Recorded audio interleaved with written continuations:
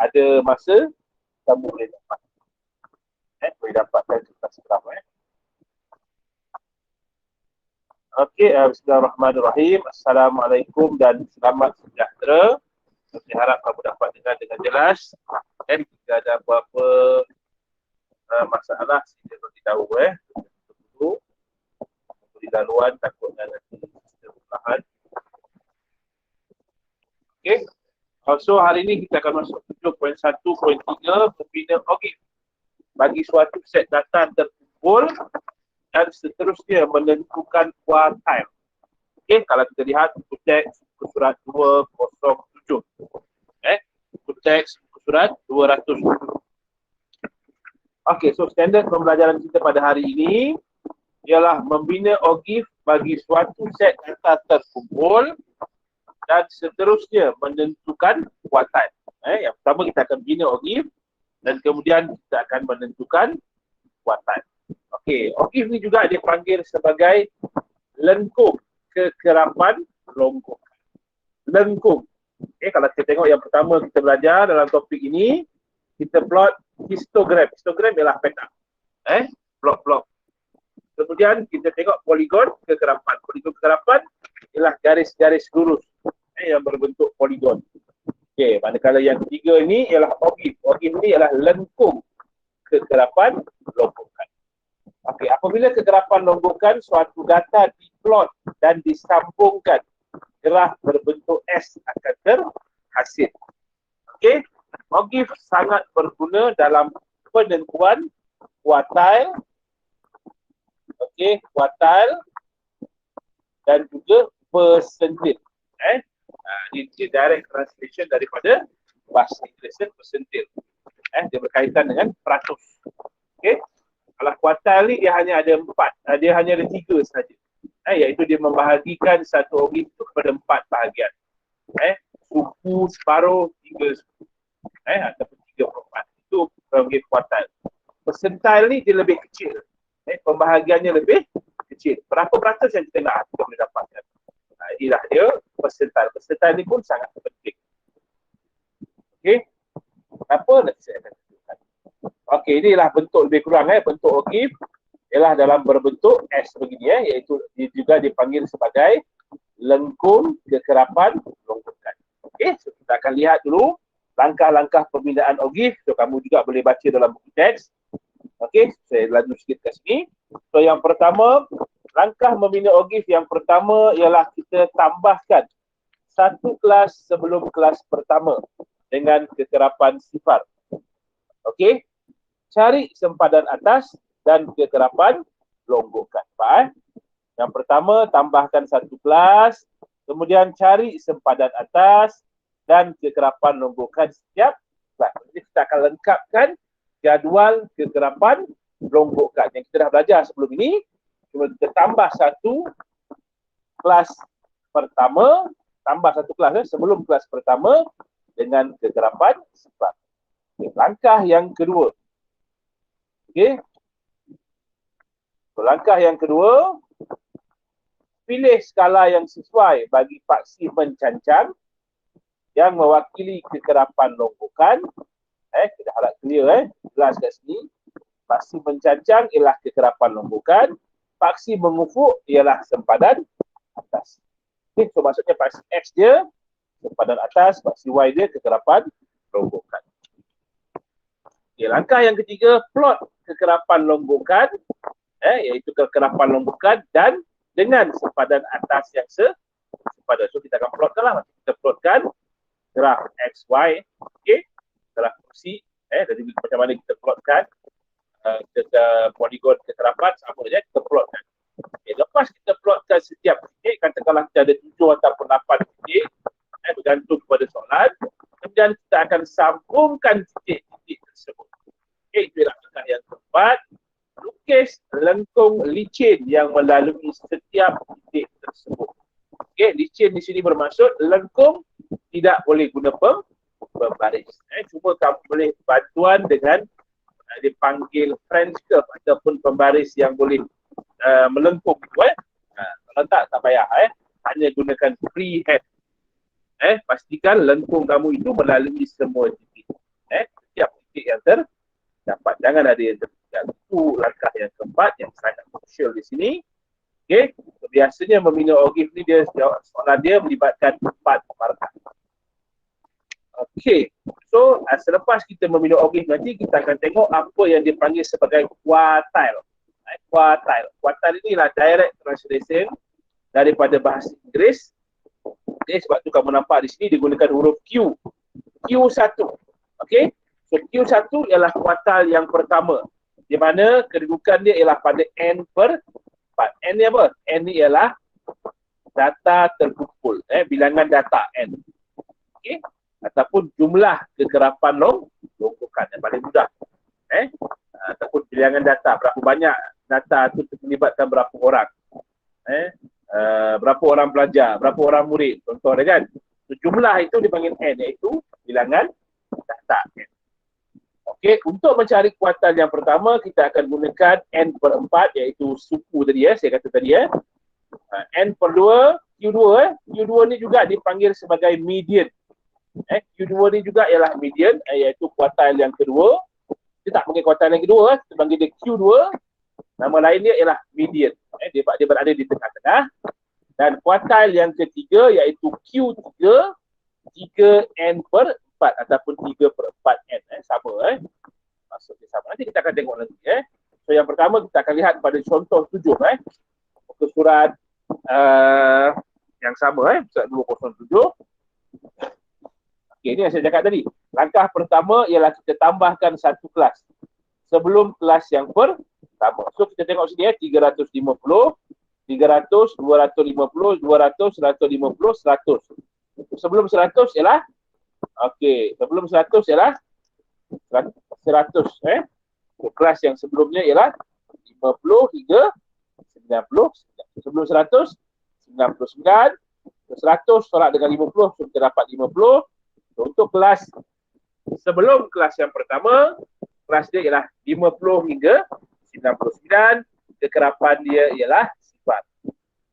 Okey, tambah kekerapan dia sifar. Okey, cari sempadan atas.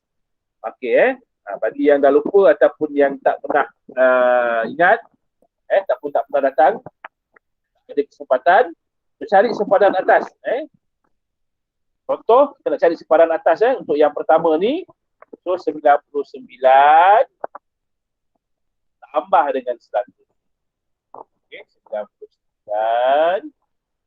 So yang ada kalkulator bolehlah tekan tambah dengan 100. Kemudian bahagi dengan. Okey. So kamu akan dapat 99 perpuluhan. Okey, satu cukup cari sepadan yang atas. Yang lain kita tambahkan saja. Tengok sini 50 jadi 100 kan. So tambah 50 kan. So, yang lain ni kita tambah saja dengan 50. 99.5 tambah 50, tambah 50, tambah 50, kita lengkapkan sampai bawah. Tak perlu setiap sempadan atas ni kita kira, tak perlu. Hanya satu saja kita kira. Yang lain kita tengok selang kelas ataupun saiz kelas. Saiz kelas di sini 50. Nak cari saiz kelas, jangan kamu buat 99 tolak 50. Salah. Kalau nak gunakan depan ni boleh. 100 tolak 50 ni boleh. Jangan guna 99 tolak 50. Itu bukan saiz kelas. Itu tak ada maksud apa-apa. Okey. Saiz kelas ialah sempadan atas tolak dengan sempadan bawah sebenarnya. Tapi kita boleh lihat di sini juga. Beza di sini ialah 50. So, kita tambahkan saja 50, 50, 50. So, kita akan dapat lengkapkan sempadan atas. So, kekerapan longgokan. Okay, yang pertama, kekerapan dia sifar. So, kekerapan longgokan dia pun sifar lah. Tak adalah. Okey, untuk cari kekerapan longgokan, sama seperti yang kita belajar yang sebelum ini. Pos sifar tambah dengan 4. So, kita akan dapat 4. 4 tambah dengan 11. Kita dapat 15. 15 tambah dengan 15. So, kita dapat 30. 30 tambahkan dengan 21. Okey, so kita akan dapat 51. Okey, 51 tambah dengan 8, kita akan dapat 59. Okey, dan last sekali, 59 tambah dengan 1, kita akan dapat 6. Saya harap animasi dia nampak jelas. dia lagi ke sini.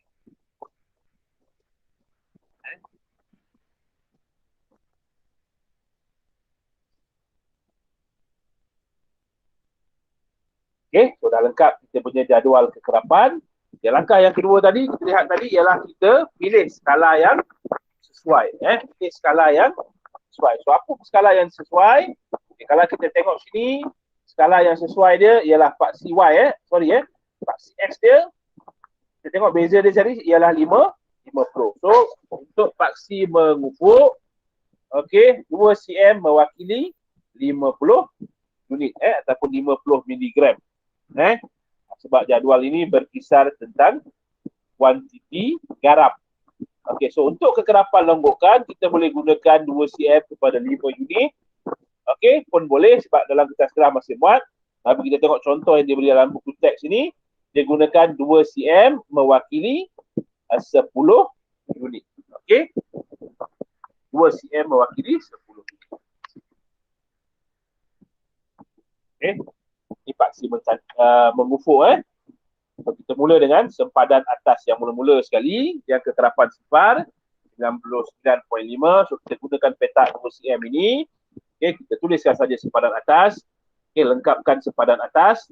Okay, untuk paksi mencancan, so kita mesti gunakan sifir lah. Dia mesti gunakan skala dan uniform yang apa? Yang seragam. Jangan pula kamu ikut kekerapan longgokan. Yang setelah kamu tak ada lah. So, gunakan contoh kat sini dia kata 2 cm mewakili 10 unit. So kita gunakan sifir 10, 20, 30. Labelkan. Paksi mencacang ialah kekerapan longgokan. Okey, paksi mengufuk ialah kuantiti garam. Okey, kita plotkan berdasarkan jadual. Kamu boleh rujuk jadual.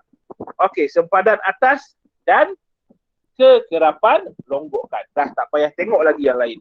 Sebab jadual kita yang akhir saja yang kita tengok. Yang dua yang terakhir, iaitu sempadan atas dan kekerapan longgokan. Okey, kalau kita tengok sebelum ini kita belajar histogram, kita ada juga menggunakan sempadan kan? Kita ada juga gunakan titik tengah dan seterusnya.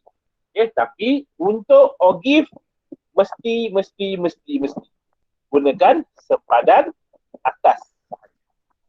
Untuk paksi X tak boleh guna titik tengah, tak boleh guna saiz kelas, tak boleh guna yang lain.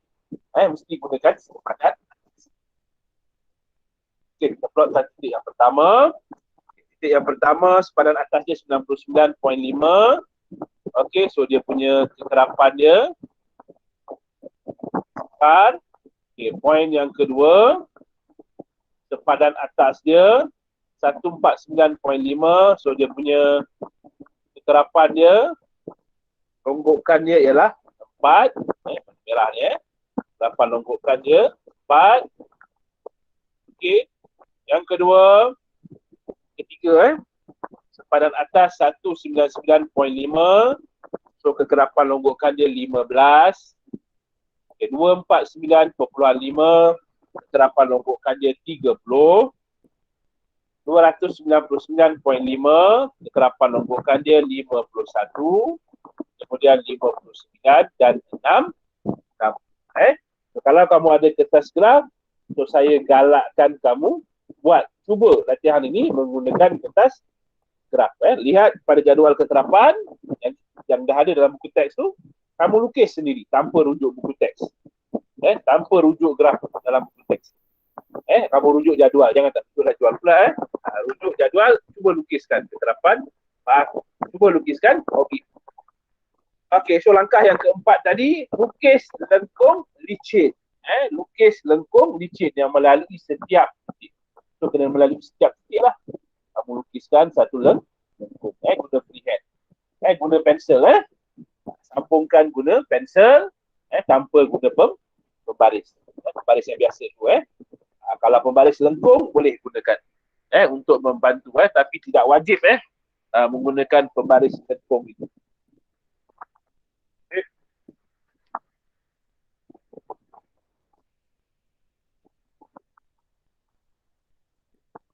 Okey, so kita akan dapat lengkung yang licin.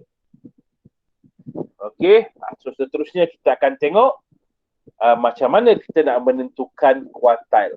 Ingat bina ogif, guna sempadan atas, guna kegerapan longgokan. Lepas itu kamu mesti tahu mencari kuartil. Kuartil tadi kita dah tunjukkan, tapi dalam buku teks kamu boleh tengok, kuartil ini ialah cerita pasal kedudukan. Okey, so dia ada penjelasan dalam buku teks ni, kamu boleh baca. Okey, saya akan tunjukkan step itu satu demi satu, insya-Allah. Okey, untuk mencari kuartil yang pertama ataupun Q1. Okey, untuk mencari kuartil yang pertama, Q1. Okey. So, Q1 ialah yang pertama. Ingat Q1 ialah yang pertama, kuartil.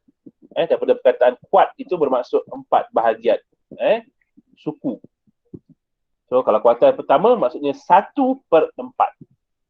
Darab dengan jumlah kekerapan longgokan ataupun jumlah data.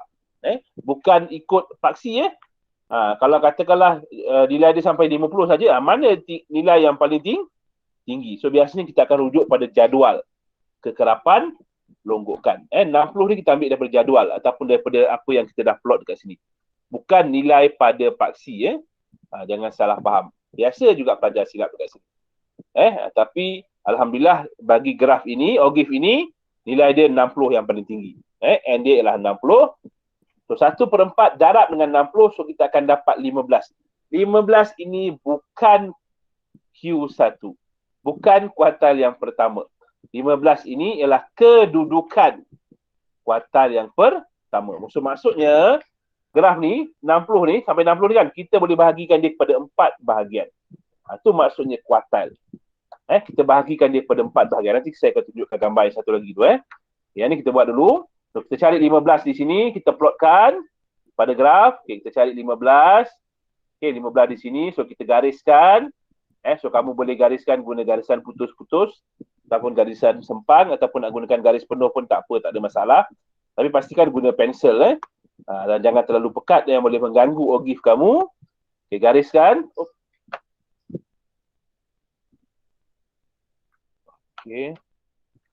Okay, gariskan. Okey, 15 dah dapat 15, kita gariskan garisan mengufuk macam ni sampai kena pada graf, kemudian kita gariskan ke bawah. Okey? Gariskan ke bawah. Kemudian kita tengok pada graf. Okey, boleh baca. Okay, kalau tepat kita terus baca saja. Okey, macam ni tepat 199.5. Okey, kita baca terus. Okey, so kita dapatlah di sini kuartil yang pertama ialah Q1 ialah 199 ataupun 199.5 miligram garam. Okey. Kita akan tengok kenapa. Apa maksudnya ni? Apa maksud 199.5 ni? Okey, maksud dia di sini ialah kita kuartil yang pertama tadi kan kita ada berapa jenis makanan? Ada 60 jenis makanan. Okey, so 15 jenis makanan mengandungi kandungan garam kurang daripada ataupun sama dengan 199.5 mg. 199.5 mg. Okey. So 15 jenis makanan mengandungi kandungan garam kurang atau sama dengan 199.5 mg. Itu gunanya kita belajar kuartil ini. Kita menganalisa data ini. Okey, kita teruskan dengan kuartil yang kedua. Bukan kuartil yang kedua, maaf, Q2. Okey? Q2. Q2 juga dipanggil sebagai median. So Q2, so 1/2. Q1, 1/4. Q2, 1/2. Sebenarnya Q2 ni ialah 2/4. Sebenarnya 2/4 pun akan dapat balik 1/2. Okey? Semua ni 1/4, 2/4 dan Q3 ialah 3/4. Semuanya dah daripada per-4. Keempat bahagian. Okey, sebab 2/4 kita permudahkan, kita akan dapat 1/2. Separuh. Okey, 1/2 darab dengan 60, so kita akan dapat 30. So kita cari pada graf kita 30. Okey, so kita tandakan 30 di sini. Kita dah ada tanda. So kita gariskan saja. Okey, bawa garisan tu ke bawah. Okey, kemudian kita baca adakah dia tepat pada paksi. Okey, tepat ada nilai. So, kita baca terus daripada graf 249.5. Okey, 249.5. Okey.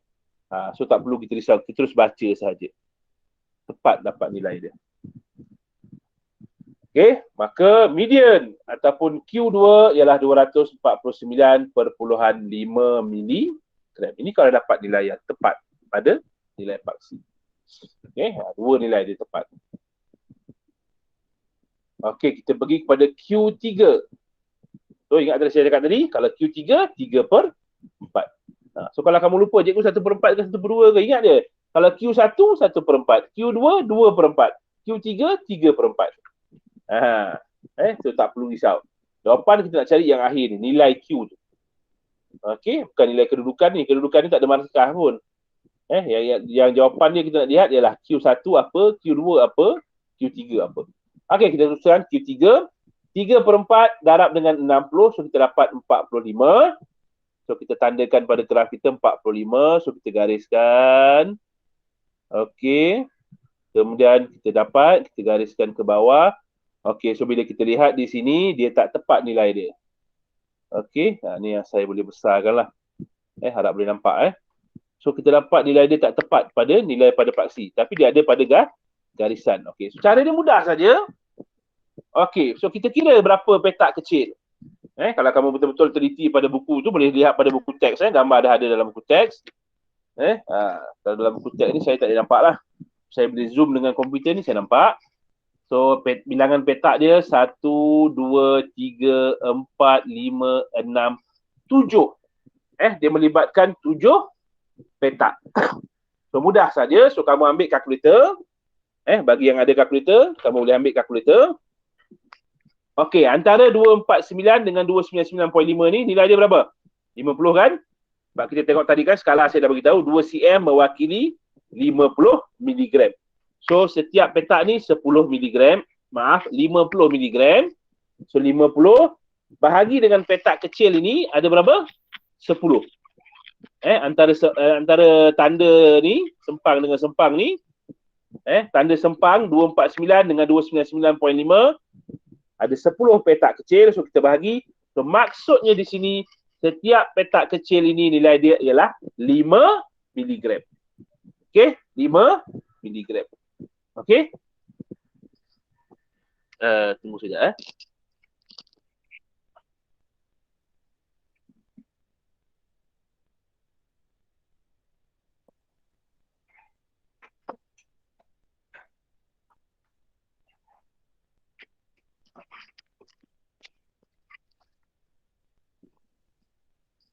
Okey, so maksudnya setiap petak kecil ialah 5 miligram. Okey, 5 So bila 7 petak, so senang saja kita ambil kalkulator, kita darab je. 7 darab dengan 5. So kita akan dapat 35. So 35 tu tambahkan balik semula dengan 249.5. Kamu nak tambah ke, nak tolakkan daripada 299.5 pun boleh. So mudah, kita ambil yang belakang, kita tambahkan. So 249, kalau ada yang kalkulator, 249.5 tambahkan dengan 35. So kita akan dapat 284 point. Okey, 284 point. Ini cara baca dia. Okey, sebab tadi 7 petak kan? 7 petak.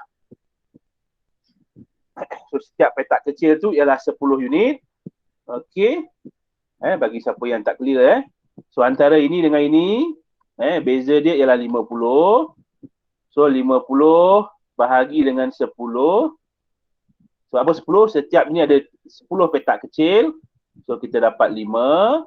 So daripada sini ke sini, ialah 7 petak kecil. So 7 darab dengan 5, kita dapat 35. So tambahkan balik dengan yang ini. So 249.5 tambah dengan 35. So kita akan dapat 284.5. Okey? Sebab kamu banyak akan gunakan untuk soalan-soalan yang lain macam ni. So kena faham macam mana kaedah nak dapatkan nilai untuk satu unit. Okey, kalau dah dapat, tu tak ada masalah. Kamu selesaikan soalan-soalan yang lain, insyaAllah. Okey? Okey, ni yang saya beritahu tadi. Macam mana kekerapan longgokan ini ataupun OGIF ini dibahagikan mengikut kuartil. Nampak? Dibahagikan kepada 4 bahagian. 1, 1 bahagian, 2 bahagian, 3 bahagian, 4 bahagian. So, bahagian yang pertama ini ialah kuartil yang pertama. Bahagian yang kedua ini ialah median ataupun Q2. So, bahagian yang ketiga ni ialah Q3 ataupun kuartil yang ke-3. So, macam mana dia bahagikan kepada kuartil. Apa gunanya belajar ni? Okey, so ada aplikasi kat sini. Kerjaya sebagai pengurus kewangan mestilah mahir dengan ciri-ciri pasaran modal yang melibatkan aset kewangan seperti saham dan bond.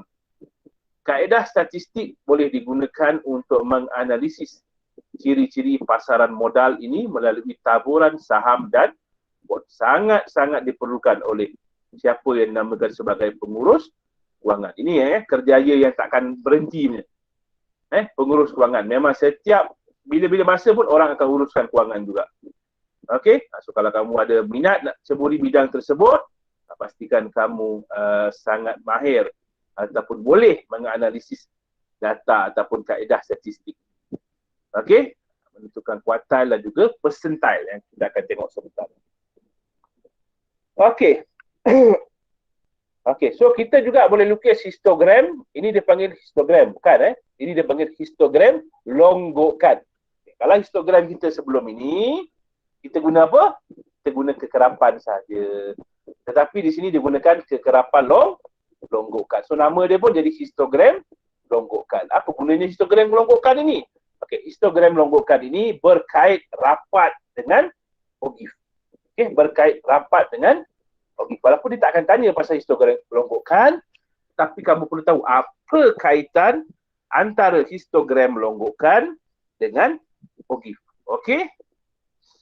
So, sama juga kaedahnya, kita gunakan kekerapan longgokan. Okey, kita gunakan sepadan.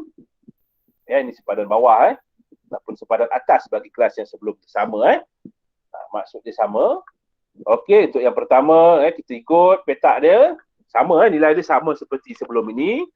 4, 15, 30, 51, 59, 60. Ingat ini gunakan kekerapan longgokan. So nama dia pun lain.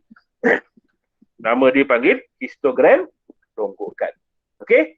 So daripada histogram longgokan ini, okey, setiap bucu ataupun setiap sepadan atas ini kekerapannya kita tandakan 1, 2, 3, 4, 5, 6, 7. 7 titik tersebut kita tandakan, kita sambungkan. So kita akan dapat bina OGIF. Okey, itu kaitan dia. Kita dapat bina OGIF daripada histogram longgokan. Okey. So kamu boleh kaitkan. OGIF ini juga adalah daripada histogram longgokan. Okey. Cuma beza dia menggunakan kekerapan longgokan. Kamu mesti tahu juga macam mana nak berbina OGIF daripada histogram longgokan. Boleh juga ditanya. Okey, walaupun soalan ni agak rare, agak jarang ditanya, tetapi boleh dikaitkan sebab kamu dah belajar apa yang dia panggil sebagai histogram longgokan. Okey, macam mana cara dia? Okay, yang pertama kita akan buat sepadan atas pada paksi ufuk. Pada paksi mencacang kita akan gunakan kekerapan longgokan. Kemudian kita akan bina seperti biasa histogram. Okey, menggunakan jadual kekerapan longgokan. Dah dapat, kita akan tandakan setiap bucu tersebut. Kemudian kita sambungkan gunakan freehand tadi. So kita akan dapat OGIF. Okey, ini kaitan antara OGIF dengan histogram longgokan. Yang petak ini histogram longgokan. Garisan yang warna pink ini dipanggil OGIF. Okey, seterusnya yang sangat penting juga dalam bahagian OGIF ni yang kamu perlu tahu. Okey, so yang pertama kamu mesti tahu lukiskan OGIF. Mesti tahu mencari kuartil pertama, median dan juga kuartil yang ketiga. Kemudian tahu mengkaitkan antara OGIF dengan histogram longgokan. Dan seterusnya kamu mesti tahu apa yang dipanggil sebagai persentil. persentil. Kalau sebutan Melayu dia lah persentil. Okey, ataupun dalam bahasa Inggeris dia percentile. Okey, percentile ialah nilai yang berbahagikan satu set data kepada 100 bahagian. So, bahagian dia lebih kecil. Kalau kita tengok tadi, kuartile hanya bahagikan kepada 4 bahagian sahaja. 4 bahagian saja. So, banyak lagi data yang kita boleh analisa. Kalau melibatkan data yang melibatkan 100 orang, 1 juta orang, contohnya nak data tentang COVID kan, ramai kan? Berapa ramai yang telah divaksin. Okey, so nilai dia besar. So kita tak boleh gunakan kuartile. So kita mungkin boleh gunakan percentile. Nilai dia lebih kecil pembahagian dia.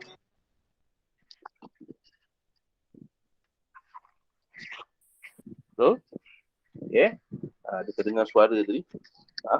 Okey, percentile nilai dia lebih kecil, pembahagian dia lebih kecil, iaitu pada 100 bahagian. Okey, so kita ada P1 sampai P99. P ni bermaksud percentile. Okey, so kita akan lihat bagaimana kita nak mencari percentile. Okey, ini soalan dalam buku teks. Kamu boleh baca soalan ini tersebut. Okey, saya teruskan pada dia punya penerangan. Okey. Soalan yang pertama, berdasarkan OGIF tersebut, cari P10 ataupun percentile yang ke-10. Okey. Percentile yang ke-10. Okey, P10. Okay, apa dia P10? So maksudnya 10%. Okey. So jumlah kekerapan dia berapa? Nampak nampak kat sini kan? Nampak dekat sini 60, tapi bukan kita nak tahu dia punya jumlah dia dekat sini, dekat plot ni. Nilai dia yang paling tinggi. Kalau ada jadual lah, kalau tak ada jadual, kita lihat pada OGIF. So nilai yang paling tinggi ialah 50. Okey. Yang paling tinggi dia ialah 50. Okay, so P10, so 10% darab dengan 50. 50 ni ialah dia punya N, bilangan data dia. Okay, so kita akan dapat 5. Okay, so daripada sini, kita akan cari pada graf. Okay, nilai 5. Okay, tandakan pada graf, OGIF. 5, so kita gariskan. So kita baca pada graf. Okay, baca pada nilai tersebut. Okay, inilah banyak kita gunakan kaedah nak menggunakan kalkulator tadi. Okey, 40.5 hingga 50.5. So, beza dia ialah 10. Nilai dia ialah 10. Selang kelas. Ataupun saiz kelas dia ialah 10. Okey. Okay. Bila 40.5 hingga 50.5 ni ialah 10. So, maksudnya setiap petak kecil ini mewakili 1 unit. Mewakili 1 unit. So 40.5, kita cari dekat sini, kita lihat dia punya kotak dia. 1, 2, 3, 4, 5, 6. 6 petak. So 40.5 tambah dengan 6. So kita akan dapat 46 perpuluhan. Okay, 46 perpuluhan 5. Okay, itu untuk P10. Okay, yang kedua. Percentile ke-46 ataupun P46. Okay, so P46, so 46% darab dengan 50. Okay, so kita akan dapat 23. So tandakan pada graf 23. So kita gariskan. Gariskan, mengufuk. Gariskan, lepas tu cari di bawah. Okay, so kita lihat dia punya petak dia, berapa petak Okay, saya kena zoom. Okey, so kita lihat petak dia 1, 2, 3. So 3 petak. So 60.5 tambah dengan 3. 60.5 tambah dengan 3. So kita dapat 63.5. 63.5.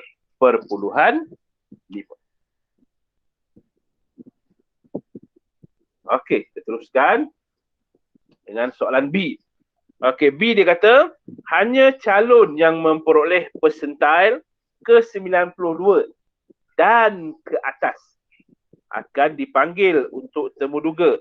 Apakah skor minimum yang perlu diperoleh seorang calon untuk layak menerima panggilan temuduga? Skor minimum.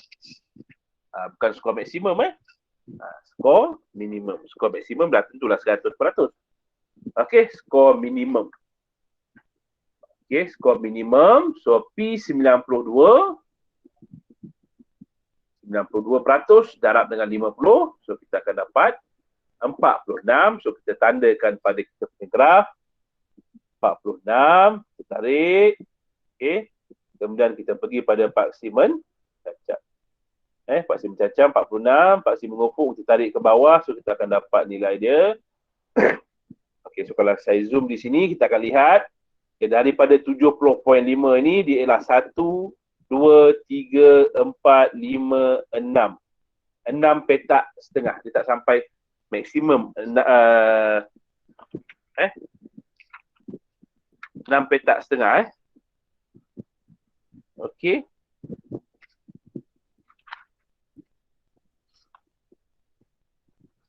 So kalau kita lihat di sini 60.5 tambah dengan 70.5 tambah dengan 6.5. Sebab apa 6.5? Sebab dia berada di tengah-tengah. Garisan yang kita dapat tu dia bukannya di pada garisan asal.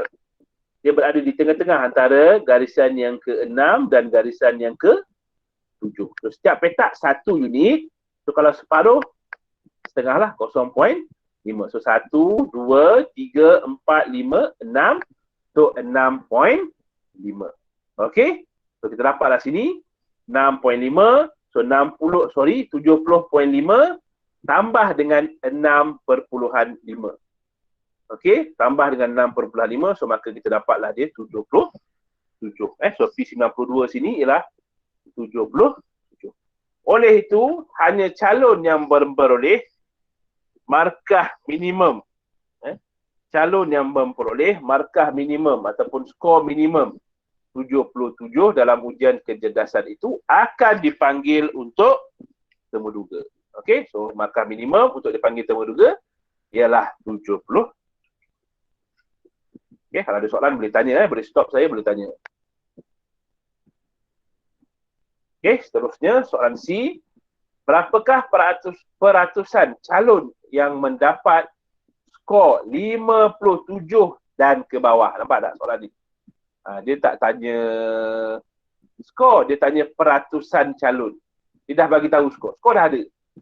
Skor berapa? 57. Kalau tadi kita gunakan percentile. Percentile ni samalah maksud dia macam peratus. Okay, sebab dia bahagian kepada 100 bahagian kan. Sekarang kita tak cari, kita nak cari peratus. So kita tak boleh gunakan P.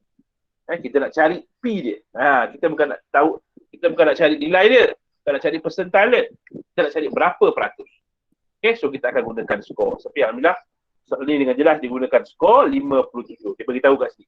Skor 57. So apa yang kita buat? Kita buat pada graf, kita cari 50.